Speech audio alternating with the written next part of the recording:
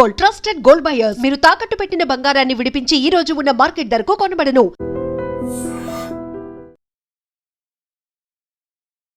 So madam, నిన్న జరిగిన incident గురించి అంటే ఎలాంటి అవేర్నెస్ క్రియేట్ చేద్దామని చెప్పేసి ప్రోగ్రామ్ పెట్టారు. సో ఏమి ఇన్స్ట్రక్షన్స్ ఇవ్వడం జరిగింది ఇక్కడ? ఇప్పుడు మీరు ఇందాక ఎక్కడి నుంచి మేము నడుచుకుంటూ వచ్చాం, రైట్? మీరు చూసారు ఎంత నేరోగా ఉంది. సో ఇవన్నీ ఎలా చేసింది ఎవరు అనేది 10 ఏళ్ళగా నేను మాట్లాడిన దాని గురించి, ఎందుకంటే there is politics behind it. ఇక్కడ స్టూడెంట్స్ మొత్తం తెలంగాణ నుంచి, ఇట్స్ ఫేమస్. అమీర్పేట అంటే అమీర్పేటలో వెళ్ళి కోచింగ్ తీసుకోవటం, లెర్నింగ్ కదా, it's a centre of learning.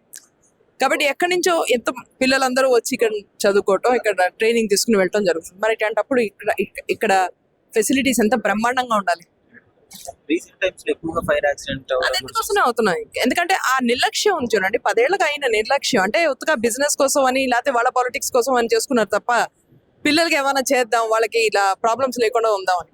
నిన్న మీరు చూసింది భగవంతుని దయ వల్ల, అలాగే ఎమర్జెన్సీ సర్వీసెస్ వెంటనే రెస్పాండ్ అయిన వాటి మూలంగా పెద్ద ప్రాబ్లం అవ్వకుండా జరిగింది. ఇక్కడ పోలీస్ కానీ, హైడ్రా కానీ, జిహెచ్ఎంసీ కానీ ప్రతి వారు నిమిషాల్లో ఇక్కడికి వచ్చేసారు. హైడ్రా యూనిట్ అయితే ఇక్కడే ఉండే, అలాగే ఎస్ఆర్ నగర్ పోలీస్ ఇక్కడ లెస్ దెన్ 5-6 మినిట్స్లో వచ్చారు.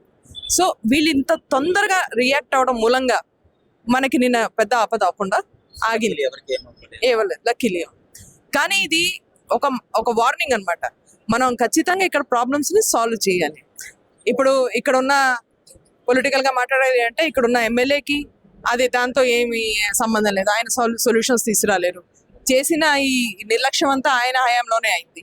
ఇప్పుడు కూడా ఆయన ఎమ్మెల్యే కాబట్టి ఆయన హీ డజంట్ కేర్. బీఆర్ఎస్ రకంగా నడుస్తుంటున్నది. ఇక్కడ ఉన్న కార్పొరేటర్స్ వాళ్ళు బీజేపీ మా మీద దుమ్మెత్తిపోవడం తప్ప వాళ్ళకి ఒక పాజిటివ్ అవుట్లుక్ లేదు, ఒక సొల్యూషన్ ఇవ్వరు, ఏం చేయరు. సో మిగిలింది కాంగ్రెస్. మేమేమో ఇక్కడ చూస్తున్నారు కదా, పొద్దు నుంచి మేము 2 గంటల నుంచి ఎమర్జెన్సీ మీటింగ్ పెట్టాం. ప్రతి షాప్ వాళ్ళని రిక్వెస్ట్ చేస్తున్నాం, మీ దగ్గర కనుక ఎన్ఓసీలు లేకపోతే, లైక్ కొంతమంది దగ్గర ఎన్ఓసీలు లేవు, ఫైర్ ఎన్ఓసీ ఇప్పుడే మనకు తెలుస్తుంది. మరి వాళ్ళకి అగేన్స్ట్గా చర్యలు తీసుకోవాలా, లేదా వాళ్ళు ఫెసిలిటీస్ని అప్గ్రేడ్ చేస్తారా? ఇది అవుతేనే వాళ్ళకి ఎన్ఓసీలు వస్తాయి, అవుతేనే ఇక్కడ ఫంక్షనింగ్ అవుతుంది. మీరు కూడా మొత్తం చెక్ చేయడం జరిగింది కదా, అంటే మీకేమనిపించింది? నాకు అదే అనిపించింది, దట్ ఎంతో మంచి చోటు ఇది. అంటే I have a lot of respect. నేను కూడా అమీర్పేట్ కోచింగ్ సెంటర్స్కి వచ్చిన దాన్ని కాబట్టి ఎన్ని ఏళ్ల నుంచో ఇది మారలేదు పరిస్థితి. అదే అంటే స్టూడెంట్ అంటే ఖచ్చితంగా అమీర్పేట్కి ఒక్కసారన్నా వాళ్ళు వచ్చి చదువుకుంటారు. సో అట్లాంటి చోటు మనం ఎంత చక్కగా, ఎంత బ్రహ్మాండంగా దీన్ని తీర్చిదిద్దుకోవచ్చు. We can build such a world class location here for knowledge. Fire safety కానీ ఎన్ఓసీ లేకపోతే స్ట్రిక్ట్ గా యాక్షన్స్ తీసుకునే పరిస్థితి. నేను అదే అన్నాను, నోటీసులు ఇవ్వడం జరుగుతుంది.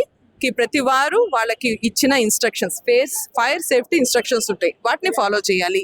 అవి ఎలా ఫాలో చేయాలనే ట్రైనింగ్ కూడా ఆఫీసర్స్ వచ్చి ఇస్తారు. టైం తీసుకుని ఇవాళ అదే ఎమర్జెన్సీ మీటింగ్లో ఇదే డిసైడ్ అయ్యింది.